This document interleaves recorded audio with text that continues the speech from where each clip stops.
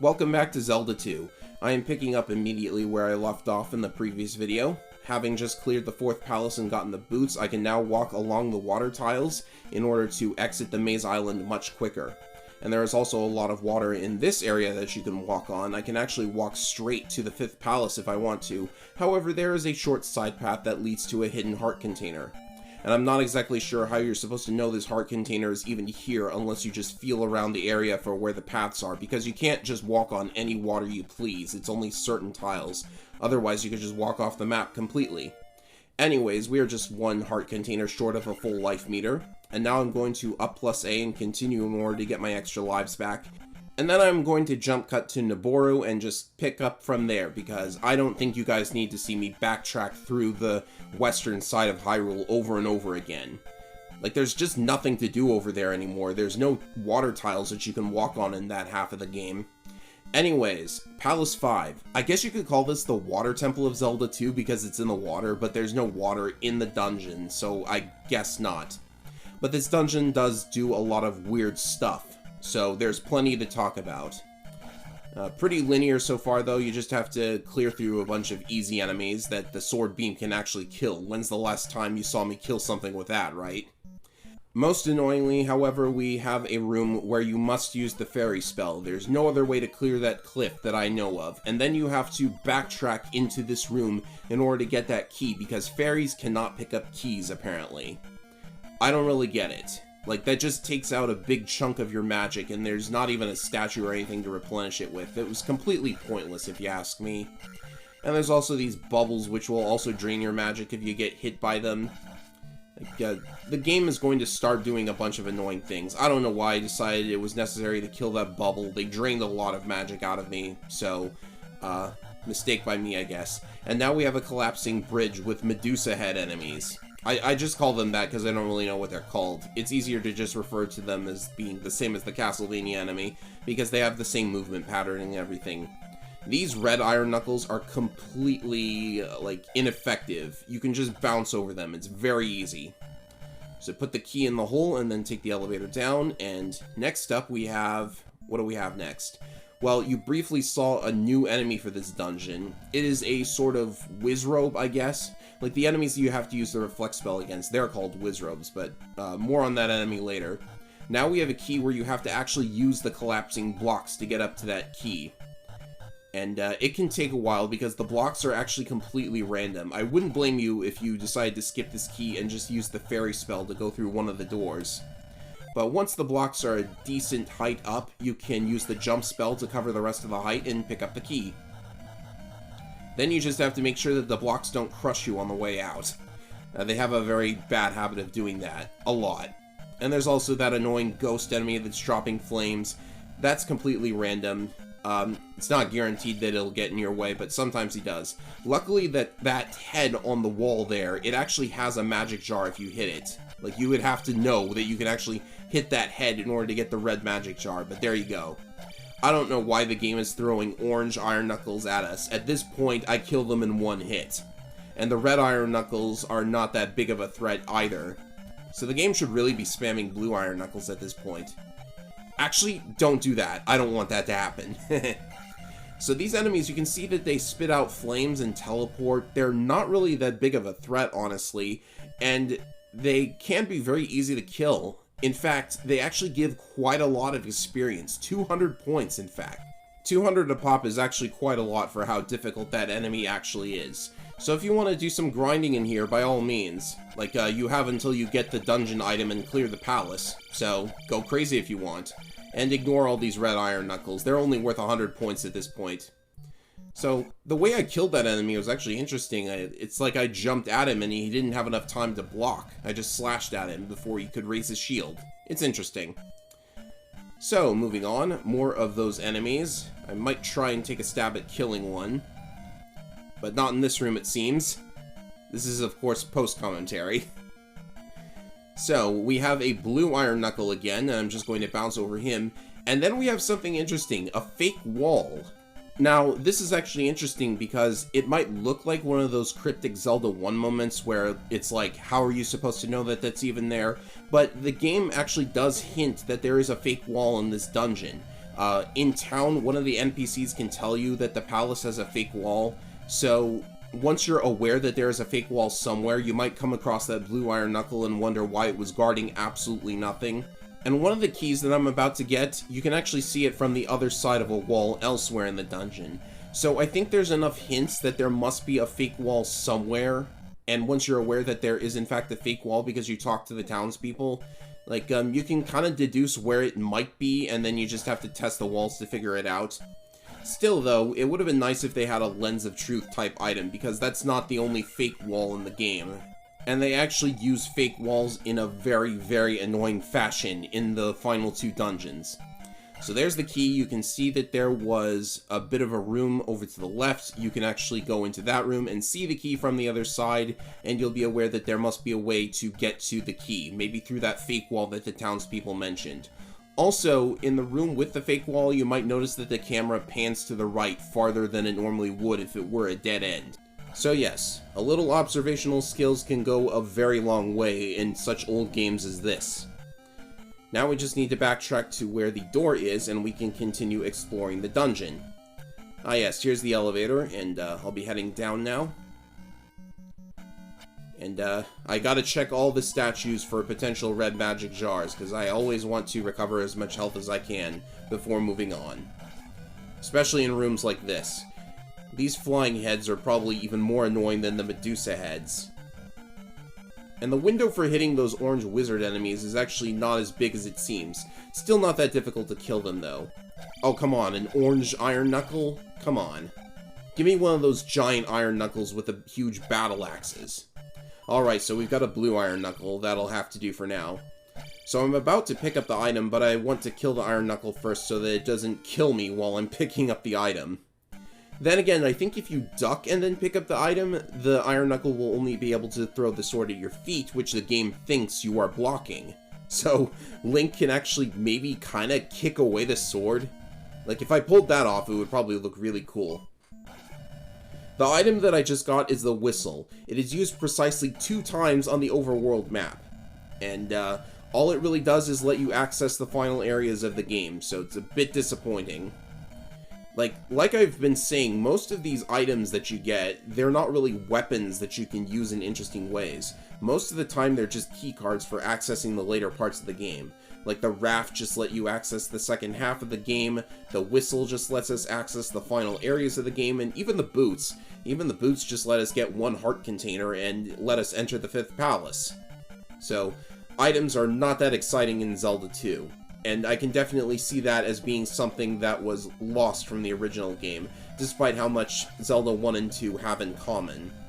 I mean, they are completely different genres of games, but they still have some things in common, like enemies and a couple of other things too. Anyways, moving on with a dungeon. Oh, that's a bit of an annoying placement for this enemy. I really should just take the hit and go through. Well, but I am pretty low on health. Alright, so over to the left here we have absolutely nothing except for an experience point bag. Oops. Well, at least I have enough points to where putting the crystal in the statue will give me enough EXP for the final attack level, and that is one expensive level, 8,000 experience points. So it's good to be able to put the crystal in the statue and get the level for free. I'm probably going to lose a life in here at some point. If not in this room, then in the next room, definitely. Okay, cool. Ah yes, red iron knuckles. And in this room, I think I discovered a kind of technique for fighting them, because as you can see, I am jumping, and I am actually technically jump slashing, and actually I don't lose a life in here at all. But that seems to have been a dead end. Like, at this point, I think I had gotten a bit lost, because I came in here, the enemies weren't killed, so I thought that there was something in here that I hadn't gotten yet, but it turned out to be a dead end. So I don't know if that was technically a waste of time. I mean, getting the red magic jar was very good. It means I actually don't lose a life, as a matter of fact. Anyways, about those red iron knuckles I was fighting, you could see that even though there was not that much space to jump in, I was still jump slashing them, and it really consistently hit them over and over. So that was a little interesting. I guess there's just absolutely nothing down that elevator. So that's where the door was that I'm supposed to unlock, and we move on to A completely ineffective enemy. I have no idea why that guy is there. Anyways, I think I'm supposed to go down the elevator now. Still no red magic jar from the statue, unfortunately. Like, I'm starting to get the feeling that they copy-pasted a lot of these rooms. And this experience point bag is just 50. Like, that's not even worth going out of your way to get. I could have just walked right past it. The enemies are worth far more.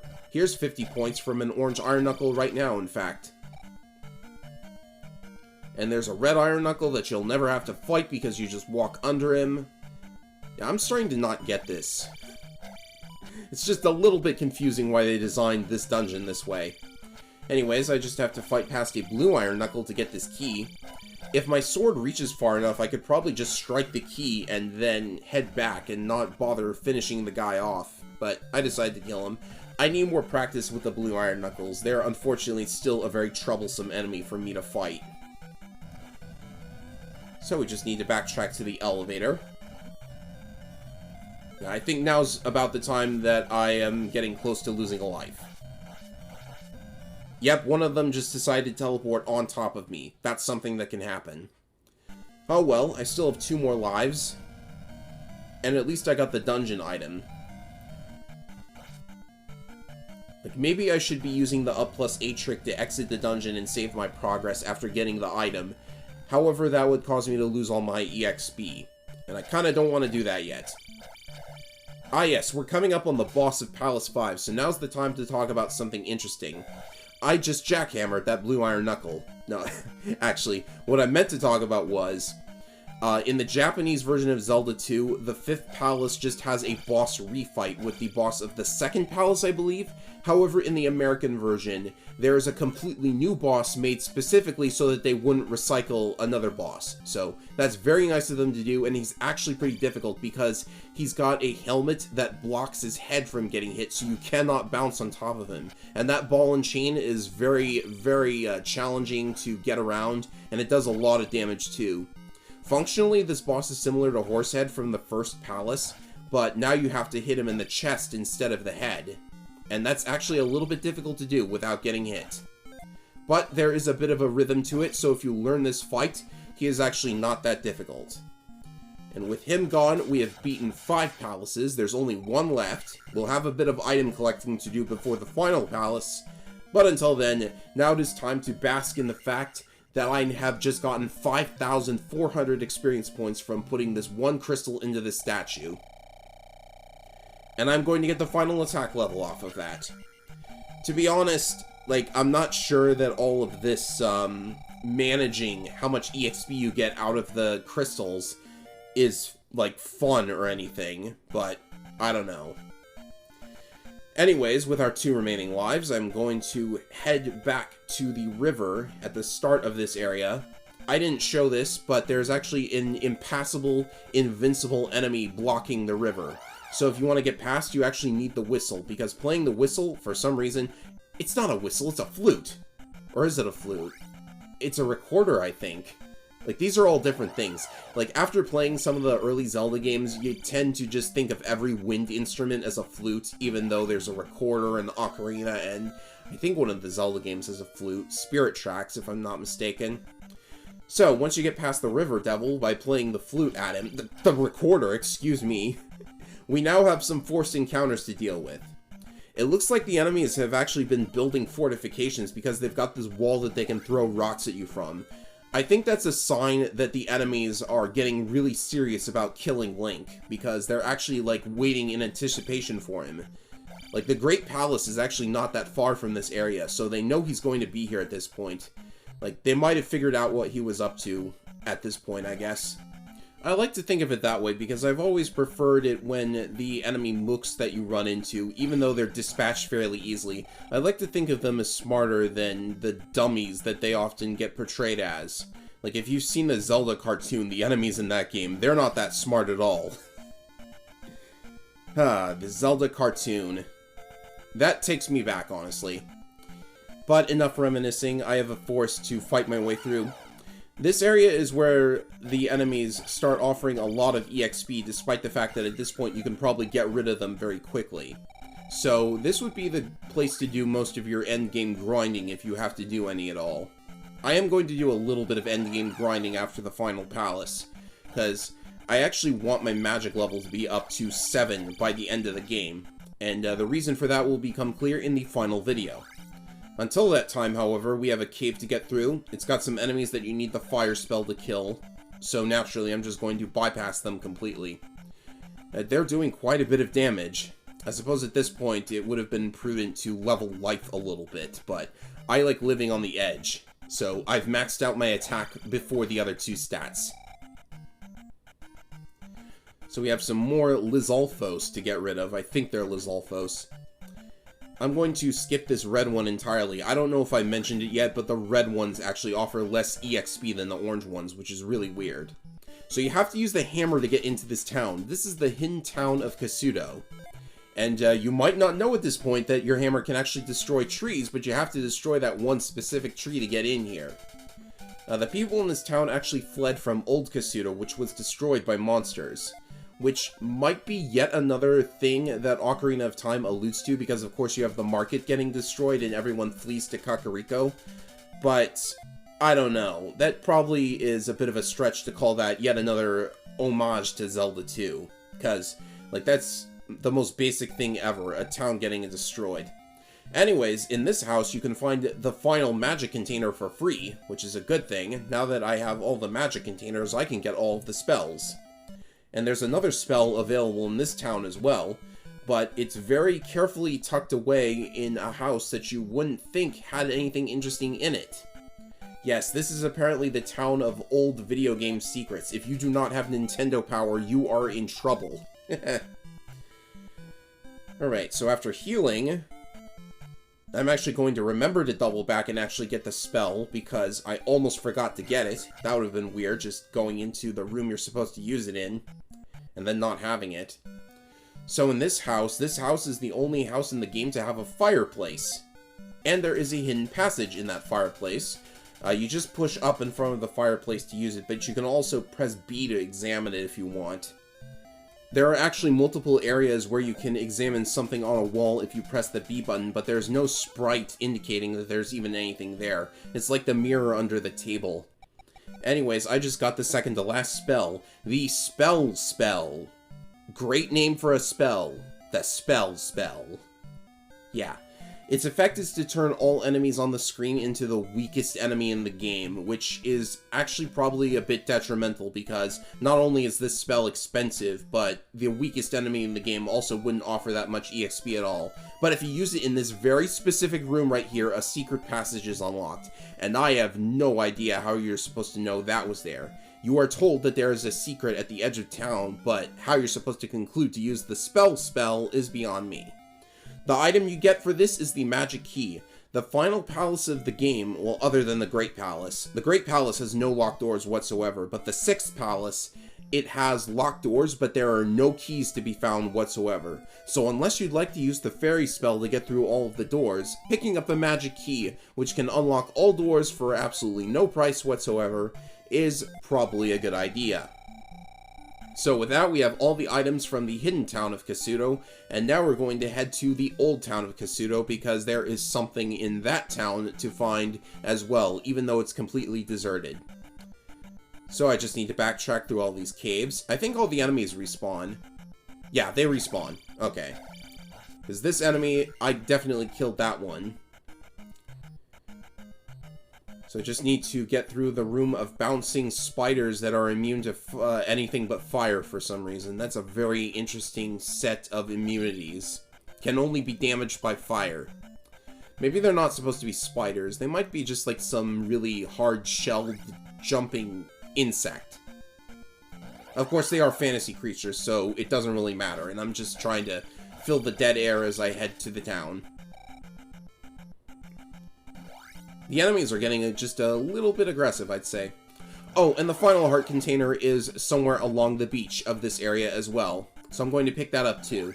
Soon as I remember where it was, you just have to walk along the coastline and you will eventually find it. So that's all the magic containers, all the heart containers. Now all I have to do is put the final crystal into the final statue. which I will do as soon as I get into the old town, which I have to cross a bridge with another forced encounter. I think this bridge has the same forced encounter as the other bridge, just to the north a little bit. So I'm going to skip this completely with a fairy spell, because I know I'm going to up plus A out of here after I get the final spell. That's what we're looking for. Now, the interesting thing about Kasuto is, there are enemies flying around here, but they're completely invisible. You need the item from the 6th palace in order to be able to see the enemies, and they can also hit you while you are examining the sign, so you probably don't want to look at that sign for too long. Luckily, the house you're looking for is just the first house in the area, so you just come in here, and there will be, well, if you have all the magic containers, this guy will give you the final magic spell of the game. It is the Thunder spell, and this is the most redundant thing ever. Its purpose is to kill everything on the screen, but it takes up almost your entire magic meter, at least at this magic level. So, there's really only one good thing to use this for, and it's to make the final boss not immune to your attacks. Yeah, you have to use this against the final boss. It's so awful. So let's get out of here, hopefully without... Okay, well, I lost a life there. So, all the more reason to up plus A. Eventually, anyways. As soon as I show you where the palace is. Yeah, once you have the item from the 6th palace, those enemies actually appear as flying ghosts. And the hidden enemies are actually placed along the path to the Great Palace. So, I will have to get this item, even though I could potentially skip it. I would just have to deal with invisible enemies that I can't see. So yes, a jump cut in order to get back here very quickly, and to get into this palace, you just play the flute, the recorder, excuse me, while standing in the center of those 3 stones. And I'm going to exit and re-enter the palace a couple of times in order to get a red magic jar off of the statue at the start. Which might annoy some people, but then this palace is actually very annoying. It certainly annoyed me. It does a lot of really weird stuff. I guess that's a bit of a preview for what the Great Palace is going to be like. So with almost full health and full magic, we can begin the second to last palace of the game. There's going to be a lot of dead ends, a lot of weird stuff that you have to do. It's a real treat. So off to the right, we have a useless experience point bag. I don't need those at this point. All the enemies are going to give me all the EXP I need.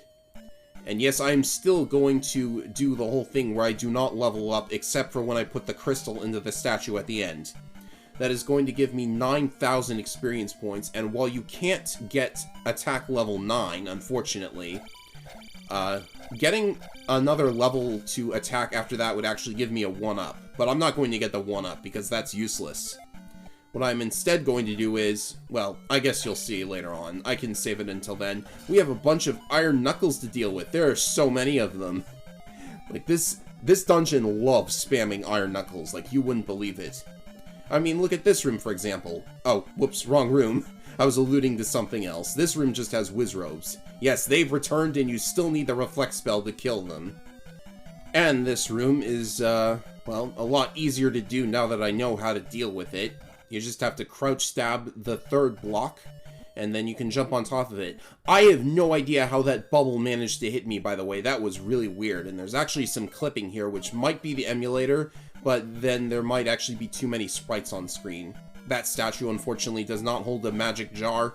And this room is peak annoyance, if you ask me, because there is, wait for it, a fake floor. And if you fall through this fake floor, you then have to backtrack all the way back to the elevator and climb back up in order to try it again. Now, I would love to skip this part because I'm just trying to get the dungeon item. I would love to skip the dungeon item, but the item is what you need in order to see the invisible enemies, so I would probably like to have that in order to make the final trek to the Great Palace a bit more survivable. I mean, once you're past that trek, then it's basically smooth sailing from there, as far as the Great Palace goes anyways. And in this room, I actually caved and decided to use the Reflect spell to kill these guys. They were just being so annoying, I had to. And as you can see, there are locked doors even though we haven't found a single key yet. So those of you without the magic key are probably trapped down there now, unless you use the fairy spell to get out. So it's time for our second attempt at crossing the fake floor. All you really have to remember about the fake floor is that it starts after the third block after the third statue. So that is the precise area you need to jump in order to get past it. I'm almost dead now too, which is probably not good. But this dungeon is about to throw us another curveball. How about a boss rematch with the third palace boss? Yes, they actually included an old boss as a mini-boss, and I am sad that they chose the third palace boss instead of the first one, because that means I have to fight yet another Iron Knuckle. But with my attack power maxed, he actually takes only 4 hits to kill. So it's not a huge problem unless you're really bad at blue Iron Knuckles, which I kind of am. So here's the first hit. Well, he blocked it. It's still annoying that you have to bounce on this guy's head. So there's hit number 1. This is riveting, I'm sure.